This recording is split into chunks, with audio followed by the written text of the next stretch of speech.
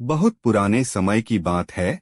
एक आदमी था जिसका नाम अब्राम था। वह ऊर नाम के शहर में रहता था। उसके पास घर बार, पशु और परिवार था। लेकिन उसकी पत्नी सारै के कोई बच्चा नहीं था। दोनों उम्र में भी बड़े हो चुके थे। एक दिन परमेश्वर ने अब्राम से कहा कि तू अपना देश, अपना घर और अपने रिश्तेदारों को छोड़कर उस जगह चला जा जिसे मैं तुझे दिखाऊंगा।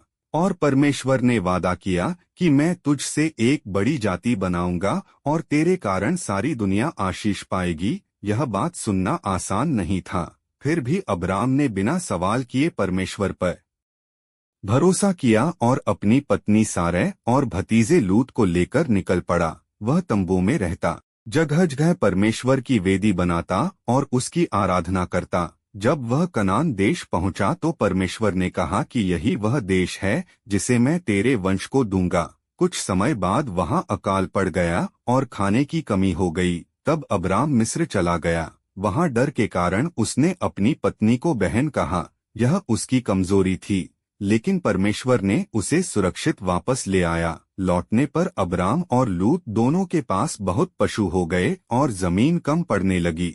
तब झगड़े से बचने के लिए अब्राम ने लूत से कहा कि तू जो जगह चाहे ले ले, मैं दूसरी तरफ चला जाऊंगा। लूत ने हरी भरी सदोम की जमीन चुनी और अब्राम साधारण पहाड़ी इलाके में रह गया। तब परमेश्वर ने अब्राम से कहा कि तेरा वंश धरती की धूल के समान अनगिनत होगा। समय बीतता गया लेकिन सारै के घर बच्चा नहीं हुआ। दुखी होकर उसने अपनी दासी हाजिरा को अब्राम को दे दिया। उससे इश्माएल पैदा हुआ। लेकिन घर में शांति नहीं रही। फिर कई साल बाद परमेश्वर फिर प्रकट हुआ और अब्राम का नाम बदलकर अब्राहम रखा और सारै का नाम सारा। परमेश्वर ने कहा कि सारा ही बेटे को जन्म देगी और उसका नाम इसहाक होगा।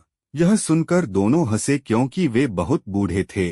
फिर भी परमेश्वर की बात सच हुई और इसहाक पैदा हुआ। घर में खुशियां भर गईं।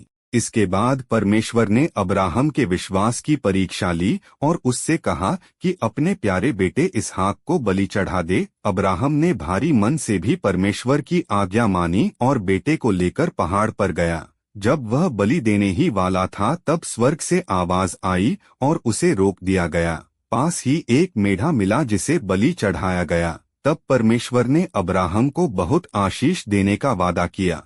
आगे चलकर सारा की मृत्यु हुई।